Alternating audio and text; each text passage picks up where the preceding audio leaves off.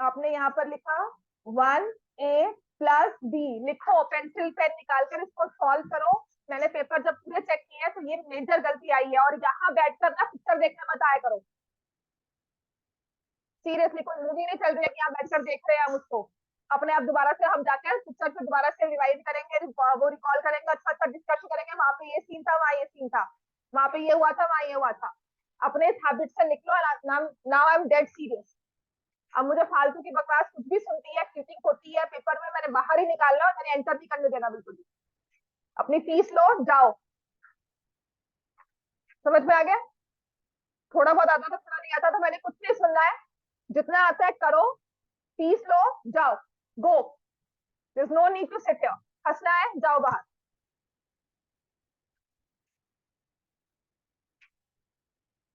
और आप मुझे कहते हो कि मैम ने इतना ही करवाया, कॉन्वेंट में इतना करवाया था, दिखा दो मुझे वो बुलाकर नोटबुक फाइनल जहाँ पे मैम ने चेक किया हो। ये लेकर जाना सच में कहती हूँ, सीरियस में लेकर जाओ, पता लगेगा मैम ने कहाँ गलती निकाली है। मैंने कम निकाली होगी, मैम तुम्हारी बहुत निकाले। राइट, मैंने फिर भी 1.5 नंबर दे दिया, वो कहेंगी गलत है पूरा। करके आना चलिए चीज। सीरियसली अगर आप ये कंपेयर करते हो ना तो प्लीज करो। Do go to your school, take that sheet और देखो मैम इसमें और क्या इंप्रूवमेंट हम कर सकते हैं। That is one way to learn. I appreciate it, पर जरूर करना और पता लगेगा एक्चुअल स्कूल में क्या गलती है। बिकॉज बच्चों की आदत होती है ये कि मैम ने ये करवाया, यही करना है। बिल्कुल वो करो, पर वो चीज ठीक तो करो। ठीक है, वो चीज ठीक ही नहीं है आपकी, उसमें आप डिबेट करो कि नहीं मैम आपने गलत नंबर काटे। Then I am not open to debate and discussion. नहीं, आपने मुझे कहा कि 2 + 3√5 का मैम ने मेथड करवाया है। √5 is irrational, 3 is rational, product of rational irrational is irrational, therefore 3√5 is irrational. फिर सम किया रैशनल इरेशनल का, दैट इज इरेशनल। बिल्कुल सही है। पर अब आप मुझे कह रहे हो कि नहीं मैम हमने ऐसे लिखा है, √5 इज रैशनल, वो गलती से लिख दिया, 3 इज रैशनल, तो इनका सम जो है 3√5 या प्रोडक्ट है वो मैंने इरेशनल लिख दिया। तो ये चीज मैं कभी भी एक्सेप्ट नहीं करूंगी, कोई भी टीचर आए तो, कि वैसे ही नहीं बनता। और पेपर में किसी ने लिखा है हेंस प्रूव्ड √7 इज रैशनल, वो कौन बच्चा है प्लीज आगे आ जाओ जिसने लिखा है हेंस प्रूव्ड √7 इज रैशनल। ये चीज आपने माइनर सी सिली मिस्टेक की हुई है। आप ये प्रूव नहीं कर रहे हो √7 इज रैशनल, आप ये प्रूव कर रहे हो √7 is irrational.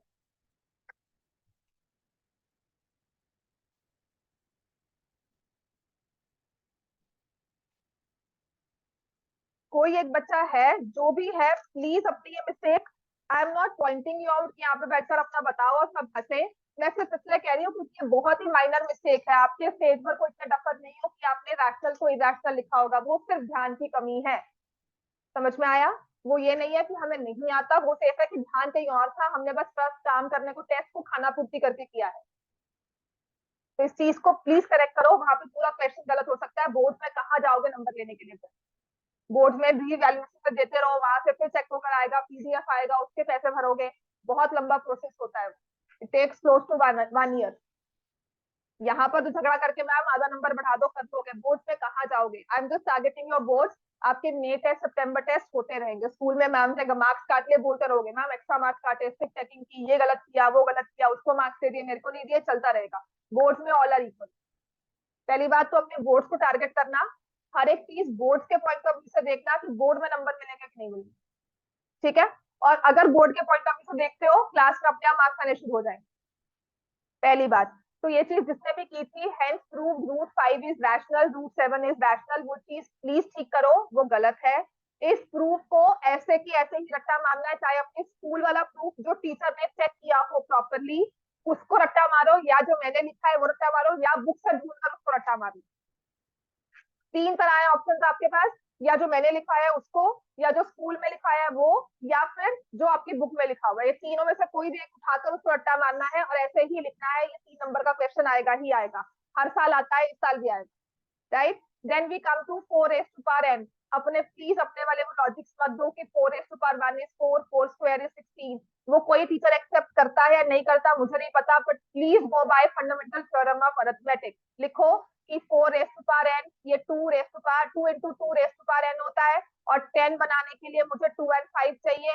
By fundamental theorem of arithmetic, it does not, the prime factorization does not have 5। That's why कि कल यहाँ पर थाउजेंड्स में, लैक्स में कोई भी पावर आ जाए कभी भी नंबर 0 में एंड नहीं करेगा। ये बहुत बेसिक सी चीज है, जैसे लिखवाया है वैसे ही याद कर लो, स्कूल का प्रूफ ले लो, बुक का ले लो, पर प्लीज उसी 3-4 लाइंस में लिखो। समझ में आ गया? मैथ्स में सिर्फ ये एडवांटेज है, डेफिनेशन नहीं है कि जहां पर वहां पर दिस इज कॉल्ड ऐसा ही लिखना पड़ेगा जैसे साइंस की बुक में लिखा हुआ है। मैथ्स में थोड़ा बहुत ऊपर नीचे कर सकते हैं, बट अपनी इंग्लिश को गलत मत करो ना। हम शुरू से इंग्लिश स्कूल में पढ़ रहे हैं तो हमने इंग्लिश लिख दिया दिस कॉन्ट्रडिक्ट्स या this is against our contradiction is wrong. इसने ये भी लिखा हुआ है therefore our contradiction is wrong. वहां पे लिखना था assumption और लिखा है कॉन्ट्रडिक्शन इज रॉन्ग। तो इस चीज को प्लीज अपने बेसिक्स है इंग्लिश के, ये मैथ्स में भी ठीक रखने हैं। ग्रामर वहां ठीक रखते हो, यहाँ भी ठीक रखो। ठीक हो गया? इतनी चीज समझ में आ गई? तो आपके फर्स्ट 2 क्वेश्चन से इसमें, हाँ वो ट्रोपीजियम वाला क्वेश्चन मैंने आपको ठीक करवाना है, राइट? उसमें आई मिस्टुक, मैंने भी गलत किया।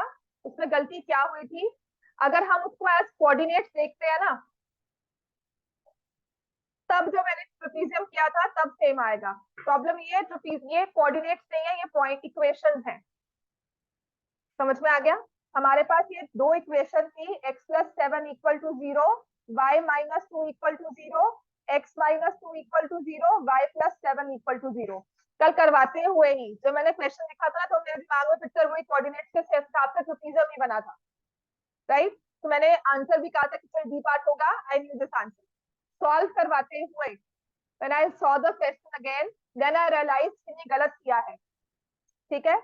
हमने इसको एज कोऑर्डिनेट्स नहीं देखना है, x की वैल्यू 7, y की वैल्यू -2, पॉइंट्स नहीं देखने हैं हमने। हमने लाइंस फॉर्म करनी है, क्योंकि क्या दिया हुआ है? Two system of equations, equations की तरह देखना है। और ग्राफ में अगर इक्वेशंस को रिप्रेजेंट कर दे तो क्या बनता है? ग्राफ में लीनियर इक्वेशंस को रिप्रेजेंट करेंगे तो क्या बनेगा? Straight line. उसके हिसाब से देखना है। दिट इज नॉट 7-2 जो मैंने कल आपको करवाया ना, मैंने पॉइंट्स करवा दिए। ठीक है? मैंने कहा x की वैल्यू -7, ये पॉइंट है। मुझे क्या रिप्रेजेंट करना है? x+7 इज 0, तो वो क्या बनेगा? Straight line. समझ में आ गया? कल वाले रीजन में और आज वाले रीजन में क्या गलती रही है, समझ में आ गया हमारा? अभी क्लियर कि किसी को कंफ्यूजन है अभी भी? स्क्वायर समझ में आ गई बात ये, right? I am not taking coordinates, I am not taking points, I am taking an equation. तो पहले मैं x+7 को रिप्रेजेंट करूंगी, 0.y मतलब, हाँ, x+0y+7 इक्वल टू, ठीक है? फिर y equal to 2 will be this equation, this is x+7 equal to 0। अब क्योंकि इस ग्राफ के कोई मार्क्स नहीं मिलने वाले, तो मैंने सिर्फ इसको इस तरह से ड्रॉ किया है, right? Then you have x equal to 2 like this, यहाँ पर आएगा 2,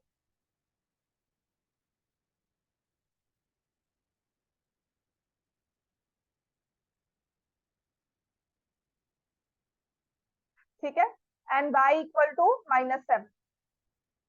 यही थी लाइन की।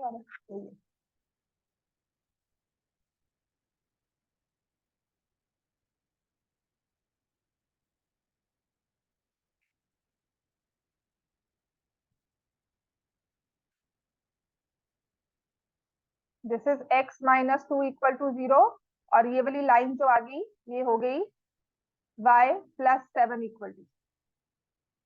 तो ये 4 पॉइंट्स बनकर आए, इनके कोऑर्डिनेट्स लिखोगे तो आपको समझ में आ जाएगा कि स्क्वायर ही बन रहा है। ठीक है? दिस विल बी, ये वाला पॉइंट क्या होगा? -7, -7। ये वाला पॉइंट क्या होगा? x-7/2। What about this point? 2 and 2। What about this point? 2 and -7। तो यहाँ पर अगर हम डिस्टेंस कैलकुलेट करते हैं कितना आता है? 9। और यहाँ कैलकुलेट करते हैं कितना आता है? 9। सेम हियर, यहाँ कितना आता है? 9। और यहाँ पर भी कितना आता है? 9। It will be a square. तो मैं तुक्का मारा था, ऐसे किया था, पर कभी हर बार नहीं सही होता। ठीक है? क्लियर हो गया? हम कोऑर्डिनेट्स को पॉइंट नहीं कर रहे, हम लाइंस को पॉइंट कर रहे हैं, लाइंस को ड्रॉ कर रहे हैं। इसकी वजह से प्लीज इसको इस तरह से सॉल्व करना। कल वाला मेथड अगर वो तब होता जब मैं पॉइंट करती 70 -70 या 0 - 7, अगर मैं इस तरह से पॉइंट लगा, समझ में आ गया? वहां पर मैं कोऑर्डिनेट्स को पॉइंट करती हूँ, then it could have been a trapezium, but यहाँ पर ये बनेगा स्क्वायर। क्वेश्चन नंबर 19 समझ में आ गया इतना? चलो, हाँ, सेकंड दोबारा से। Prove that 2 + 3√5 is irrational. लिखो, गिवन √5 इज इरेशनल।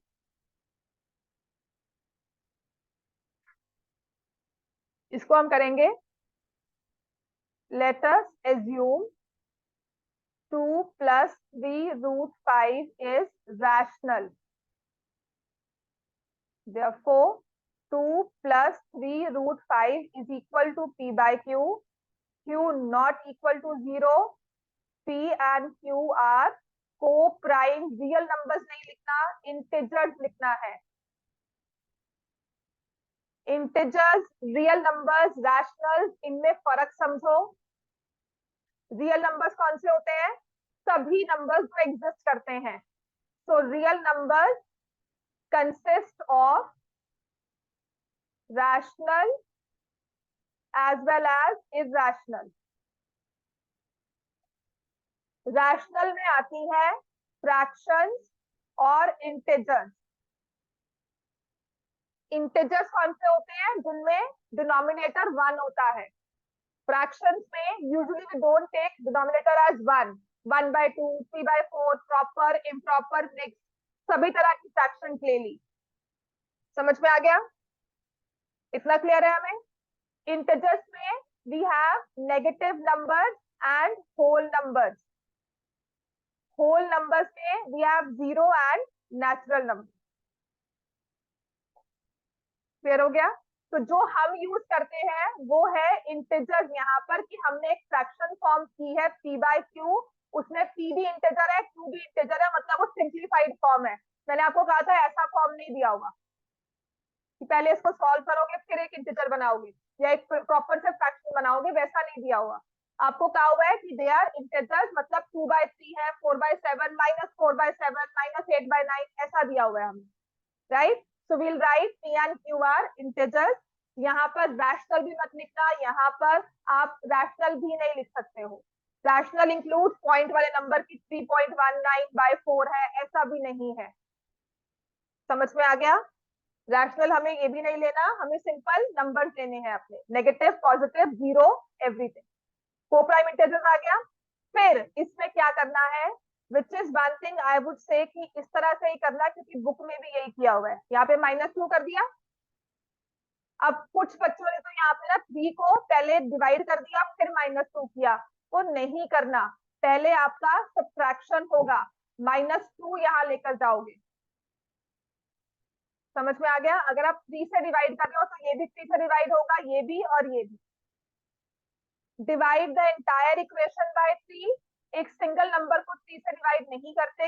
इन चीजों को ठीक करो। Then you will take √3√5 here.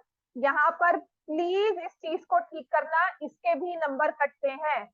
आपको कि हमने इसको जैसे मर्जी लिखा हो, मैम आंसर तो सही लिखा है, लेकिन यहाँ पर इस चीज के एलसीएम लेने के भी नंबर कट जाते हैं, right? Then you will take √5 here, then you'll keep √5 here and take 3 on the other side. √5 is equal to P - 2Q by 3Q. समझ में आ गया? अब यहां पर लिखोगे क्या, कि since P, Q, 3, 2 are integers, therefore P - 2Q by 3Q is rational. Addition subtraction हो रही है।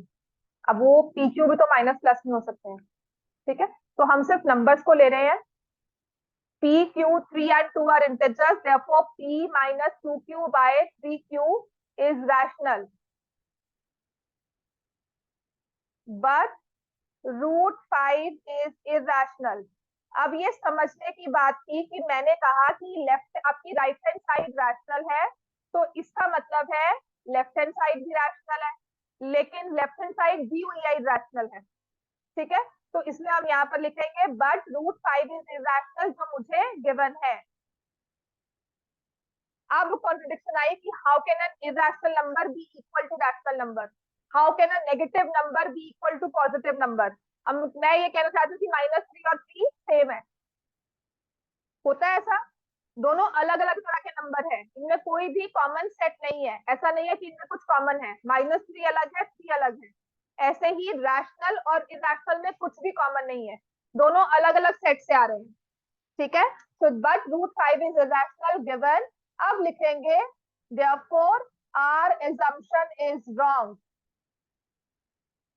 ठीक है, या फिर this contradicts our assumption। ये लाइन सही है कि ये तो हमारी assumption को कॉन्ट्राडिक्ट कर रहा है।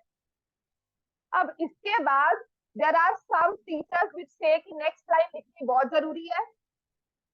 ठीक है, या फिर मैं नहीं लिख पाती थी, मैं कहती थी हेंस √5 या जो भी नंबर दिया हुआ है इज इरेशनल लिख दो, दिस कॉन्ट्रडिक्ट्स आवर असम्पशन। इसके बाद लिख दो hence the given number is irrational. But आपके स्कूल में सेक्रेड हार्ट में पिछली बार स्ट्रिक्टली कहा था कि लिखना है this contradiction contradiction has arisen because of our incorrect assumption।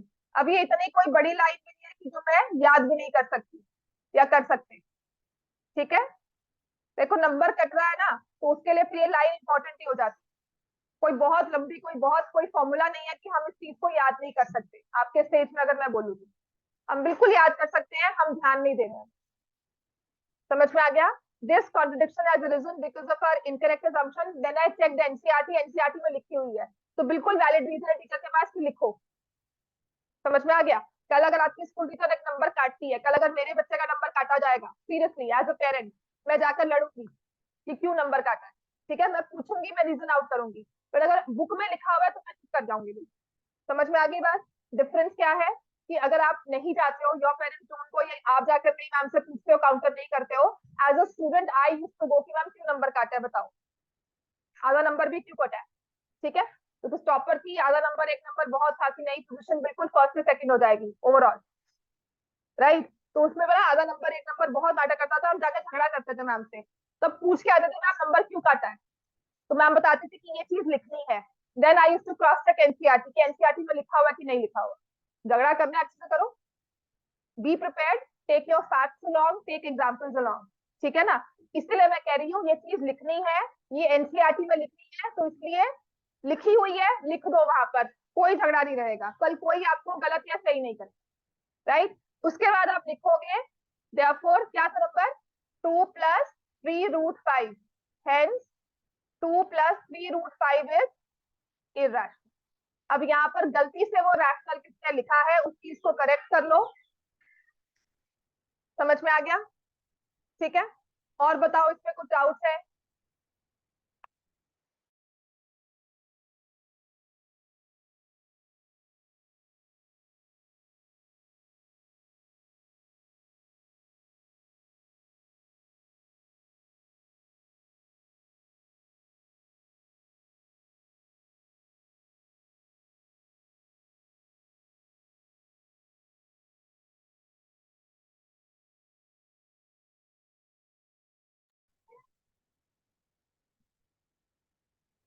hence 2 + 3√5 is irrational. समझ में आ गया? या फिर ऐसे बच्चे बन जाओ जिसको कोई फर्क नहीं पड़ता। हाँ, पहले का छोटी क्लास तक चल जाता है, 10th में आके फर्क पड़ेगा, आपको नहीं पड़ेगा, पेरेंट्स को पड़ेगा, है ना? अभी पढ़ता है, हाँ बिल्कुल सही बात है, पढ़ना भी चाहिए।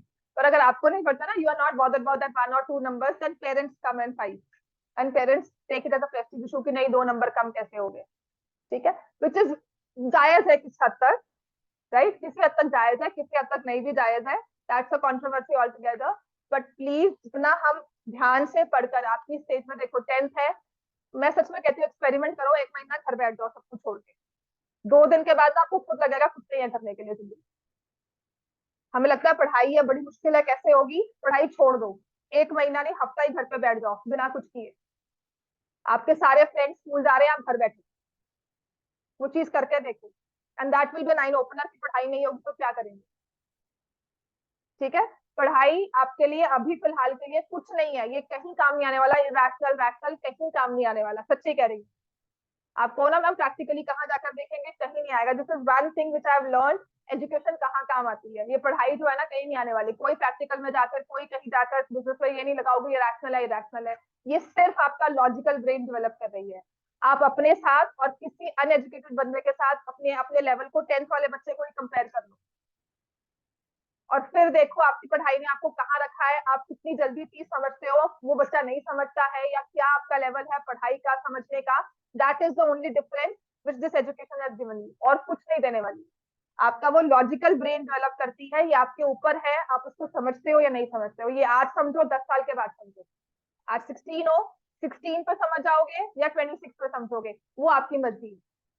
सीरियसली 16 साल में समझ जाओगे, आप इजिली क्लियर होगे करना क्या है लाइफ में।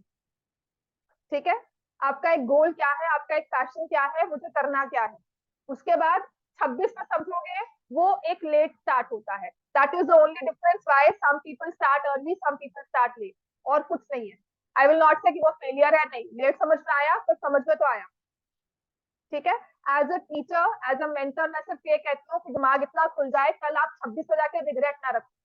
26 पे समझ में आता है पर खुश हो, फाइन, पर 26 पे आके यार पहले कर लेते हैं, वो रिग्रेट ना रहे आपके पास। That is my only aim. वो रिग्रेट बहुत बुरा होता है यार, पहले कर लेते तो अच्छा होता। जो मार्क्स में भी आप करते हो यार, पढ़ ही लेते हैं, ये पढ़ के चले आते हैं, बुक खोलते हो, अच्छा आंसर सामने था, ये तो मैंने कल स्किप कर दिया था। आई हैव दिस, मेरे पास बहुत ऐसे इंस्टेंस है मेरी पर्सनल लाइफ में, यार ये पढ़ ही लेती तो मेरे वहां पे 1 नंबर और आ जाते, शायद मैं वहां क्लियर हो जाती। Seriously that was a very stupid paper, मतलब एक अलग से पेपर था, बट हाँ वो बहुत प्रेस्टिजियस पेपर था कॉलेज का। तो मुझे लगा यार वो मैं वर्ड पढ़ लेती, तो शायद मेरा वहां पर सिलेक्शन हो जाता। वन रिग्रेट हम कहते हैं कि क्या होता उसके बाद पता नहीं, but that is one regret जो मैं कहती हूँ बिल्कुल अपनी लाइफ में होल्ड मत रखना। जो भी करो खुशी से करो, पढ़ो, आपकी लाइफ में पढ़ाई ही है अभी फिलहाल के। हाँ, मैं इतनी भी नहीं कहती हूँ नहीं पढ़ते रहो सारा दिन बैठकर।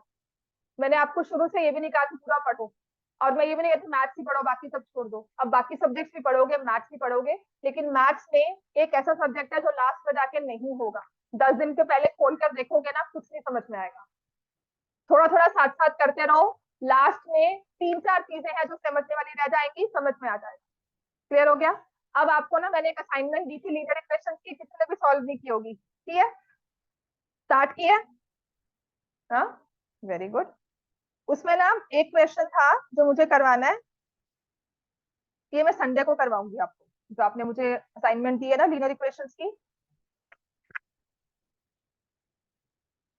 अभी संडे को। कल कल कल भी तो है, कल फ्राइडे है ना।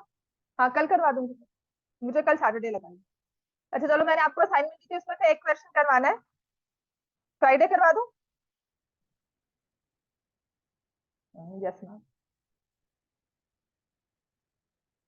पता भी नहीं है कौन सा है, देखा है एक बार, खुद जाके सॉल्व तो कर लो।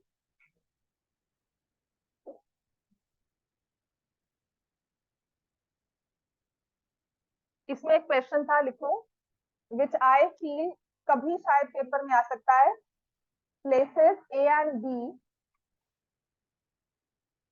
आर, जितना मैं क्लास में करवा रही हूँ ना, सच में कहती हूँ, इसके अलावा उस जैसे क्वेश्चन मिलेंगे, अलग से कुछ मिल जाए वो बहुत ही एक अलग बात होती है कि कुछ अलग आ गया।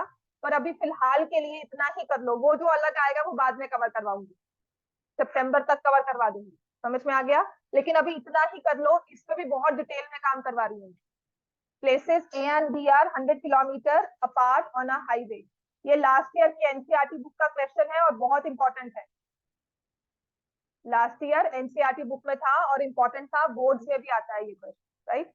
नेक्स्ट लिखो, one car start from A, one car starts from A and another from B,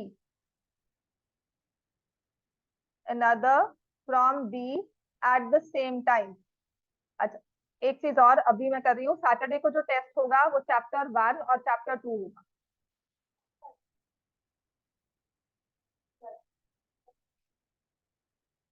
तो ये हमेशा रहेगा।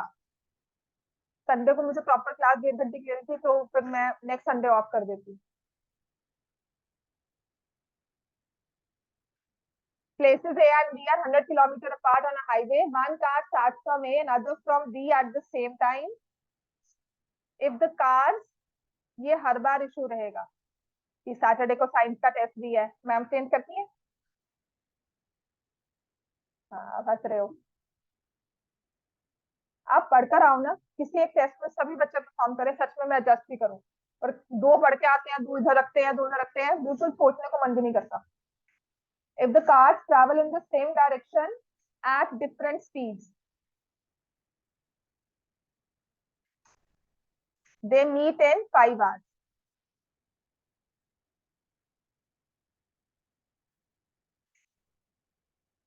If they travel towards each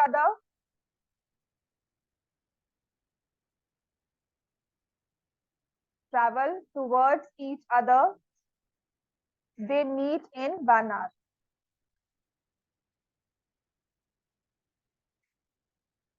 What are the speeds of the two cars? What are the speeds of the two cars?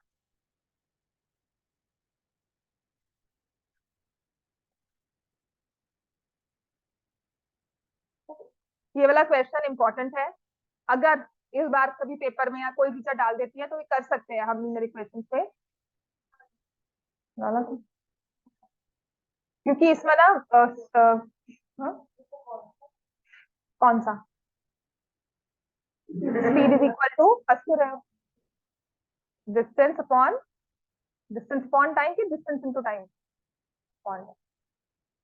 बिल्कुल ये formula लगेगा। और हाँ, हाँ ये फॉर्मूला लगेगा और इसी फॉर्मूला से क्वेश्चन सॉल्व होगा। हाँ, फॉर्मूला लगेगा कैसे? जब भी टाइम स्पीड डिस्टेंस का क्वेश्चन आएगा ना, एक चीज याद रखना, जब भी टाइम स्पीड डिस्टेंस का क्वेश्चन बनेगा, फॉर्मूला हमारा यही है, distance is equal to speed into time. ठीक है। अब आपकी इक्वेशन जो है या तो डिस्टेंस में बनेगी या टाइम में या स्पीड में। मतलब आप दो स्पीड्स को ऐड करोगे, मोस्टली या तो डिस्टेंस में बनती है या टाइम। ठीक है। जैसे इस केस में there are two places A and B, इनमें डिस्टेंस है 100 किलोमीटर का। एक कार स्टार्ट की ए से और एक कार स्टार्ट कर रही है बी से। समझ में आ गया? They are moving in the same direction, they are moving in the same direction. ठीक है। इनकी स्पीड अलग अलग है। अब किसी पॉइंट पर आकर ये मिलते हैं।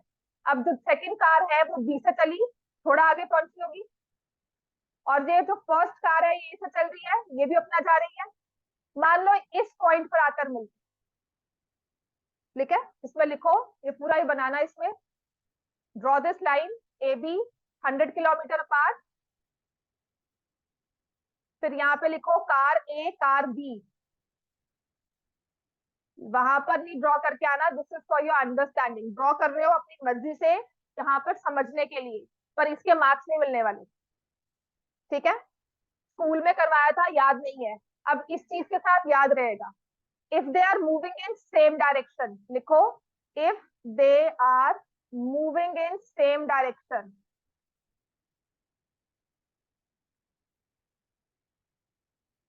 दे meet at point C. They are moving in same direction, they meet at point C. ठीक है। कितने टाइम के बाद मिल रहे हैं?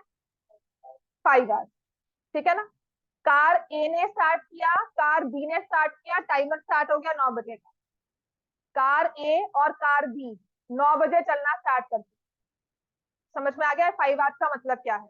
आफ्टर 5 आवर्स मतलब 2 PM, 2 बजे दोनों पॉइंट सी पर है। समझ में आ गया? After 5 hours they are at point C, right? This means after 5 hours car A and car B are at point C. ठीक है, कार A has traveled, कितना डिस्टेंस ट्रेवल किया कार A ने, A से लेकर C तक, AC. Car B has traveled, कितना distance cover किया है, car B has traveled distance BC. इतना क्लियर हो गया? ठीक है, क्वेश्चन में पूछा क्या हुआ है, हमें स्पीड्स निकालनी है दोनों की, और जो पूछा जाता है हम उसे लिख लेते हैं, let the speed of car A is equal to x kilometre per hour, let the speed of car B is equal to y kilometre per hour. ठीक है ना?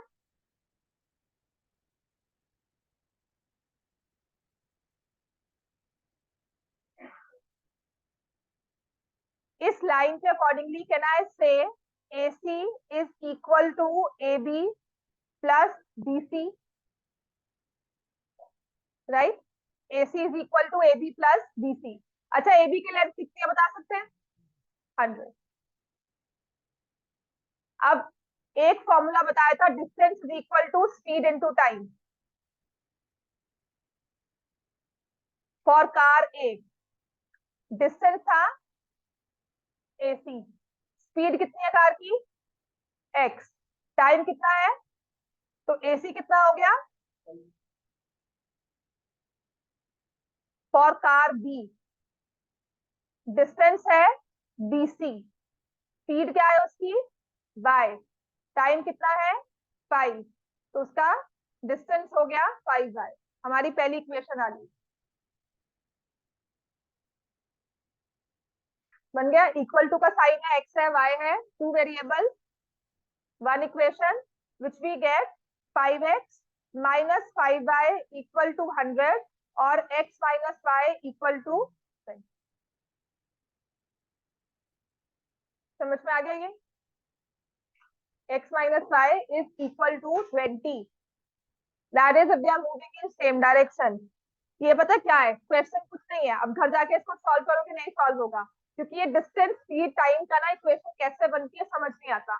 यहाँ पर ना आपने स्पीड को x ले लिया, फिर आपको टाइम दिया हुआ है और डिस्टेंस दिया हुआ है, तो try and forming in any other way. कैसे हम फॉर्म करेंगे, टाइम में डिफरेंस नहीं दिया हुआ हमें कि 1 आवर ज्यादा लगा, 2 आवर 2 घंटे कम लगे.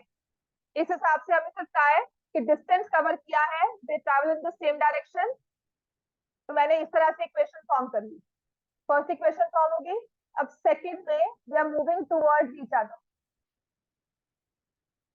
Car A car B in opposite direction towards each other. अब ये ऑपोजिट के साथ ना टुवर्ड्स ईच अदर लिखना बहुत जरूरी है, क्योंकि ऑपोजिट ऐसे भी होता है यहाँ और ये यहाँ. ठीक है, they are moving in opposite direction cause towards each other. इसकी स्पीड x, इसकी स्पीड y.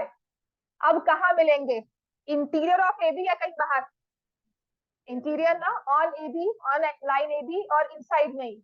तो let me say they meet at point C. तो यहाँ पर अब होता है AB is equal to AC plus BC. Now towards each other they meet in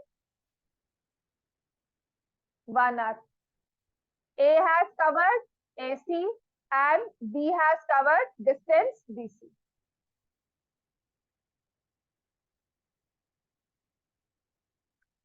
A की स्पीड है x किलोमीटर पर आवर और इसने ट्रैवल किया है 1 hour.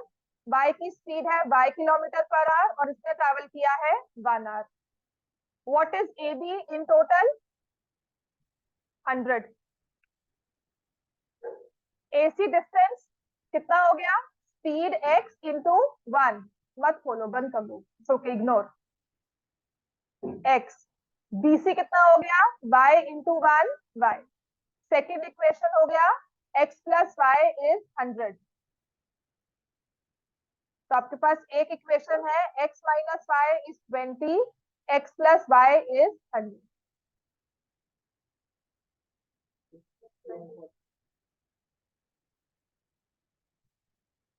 Speed of car is 60 kilometre per hour, car B is 40 kilometre पर।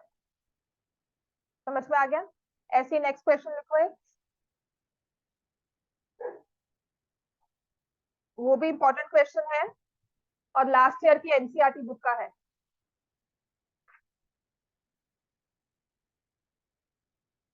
ठीक है,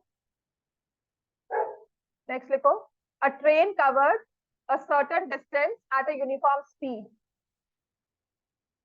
अ train, ये वाले क्वेश्चंस ना आपको क्वाड्रेटिक इक्वेशंस में बहुत मिलने वाले हैं। Covered a certain distance at a uniform speed.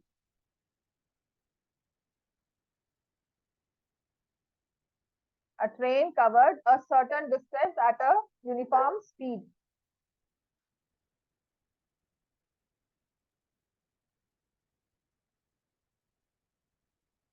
If the train would have been 10 kilometers per hour faster, इसमें अंदर बाहर करते हैं ना, अभी 10 मिनट रह नहीं गए, 5 मिनट, 5 मिनट, 5 का 6 भी हो सकता है। तो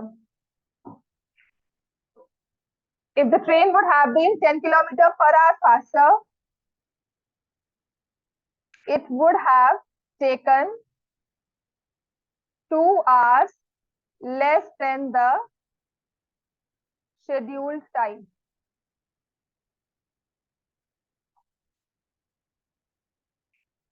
And if the train was slower by 10 kilometre per our, ये कोई आपका ना डिस्टेंस कल ट्रैवल करोगे ट्रेन से, कोई आपके ना डिस्टेंस का स्पीड को कम नहीं करने वाली, सच में कह रही हूँ। ये क्या काम आएगा आपको, मैथ्स या जो भी पढ़ाई कर रहे हो, आपके माइंड को सिर्फ डेवलप करेगा, ग्रो करेगा। It would have taken 3 hours more than the scheduled time. Find the distance covered by the train. हाँ जी, ये करवाया था क्लास में, ये क्वाड्रेटिक में आएगा, लेकिन उसमें ना फिर आपको डिस्टेंस दिया होता है, लीनियर इक्वेशन में डिस्टेंस नहीं दिया होगा।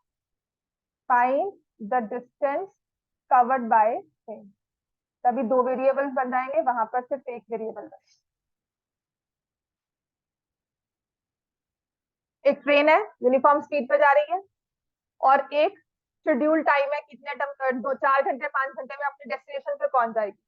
ठीक है, अब वो कहता है कि अगर वो 10 किलोमीटर फास्टर होती तो 2 घंटे पहले पहुंच जाती, और अगर 10 किलोमीटर स्लो होगी तो 3 घंटे लेट पहुंचेगी। ठीक है, तो इसमें हम लिखेंगे late the speed of the train, late the speed of train x kilometre per hour, let the original time taken y hours। ठीक है, ट्रेन की स्पीड है x, टाइम है y, डिस्टेंस कितना होता है, स्पीड कितनी है यहाँ पे x, टाइम कितना है। ठीक है, डिस्टेंस इज एक्स वाई, और क्या लिखेंगे यहाँ पे, किलोमीटर। अगर स्पीड बढ़ा दी और टाइम कम हो गया तो डिस्टेंस चेंज होगा, कांस्टेंट रहेगा। फॉर एग्जांपल, स्कूल निकल के स्कूल जाना होता है, 15 मिनट पहले निकलते हैं, पहुंच जाते हैं। किस दिन लेट हो गए, 5 मिनट पहले पहुंचे, पहले निकले घर से, स्पीड बढ़ा दी, 5 मिनट में पहुंच गए, डिस्टेंस वही था, पर आपने स्पीड बढ़ाई तो टाइम कम हो गया। तो यहाँ पर भी वही हो रहा है, डिस्टेंस सेम रह रहा है, राइट, डिस्टेंस आपका सेम रहेगा। अब फर्स्ट केस में आपने स्पीड को कितना कर दिया, x प्लस 10, टाइम कितना हो गया 2 hours less, y minus 2, distance तो वही रहेगा, कितना, स्पीड इंटू टाइम। समझ में आ गया? सेकेंड केस, स्पीड है x-10,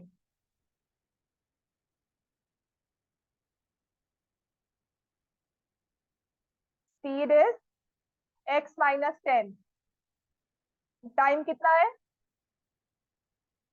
पढ़ो equation. 3 hours more, it will be y plus 3 hours. Distance कितना हो जाएगा? x-10 into y plus 3 kilometre. अब आते हैं इक्वेशन कैसे फॉर्म करेंगे। तो मैंने क्या कहा था, स्पीड को बढ़ा दिया, टाइम प्रोपोर्शनली कम हो गया, डिस्टेंस क्या रहेगा? सेम। तो यहाँ पे तीन तरह से आपने डिस्टेंस निकाला है, इस तरह से, यहाँ और ऐसे। तीनों क्या है आपस में?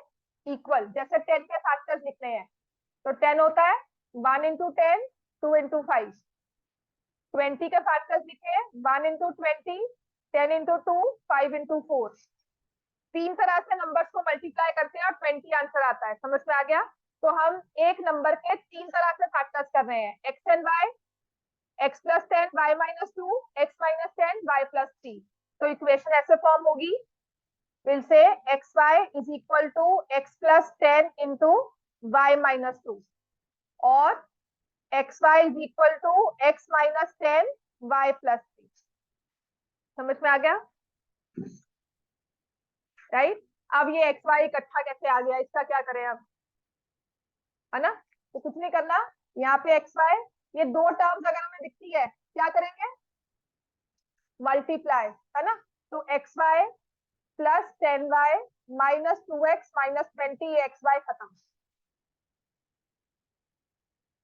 बन गई linear equation. 0 is equal to 10y minus 2x minus 20। ठीक है ना? ऐसे सेकंड वाली कर लो, x y is equal to x y minus 10y plus 3x minus 30xy cancel, 3x minus 10y minus 30 equal to 0। Two equations, two variables, इसको solve कर ले।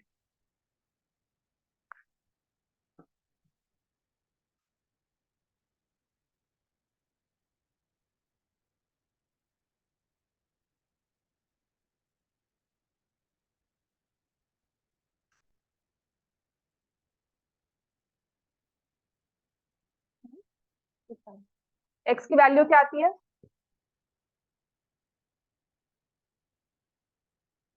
What is Y?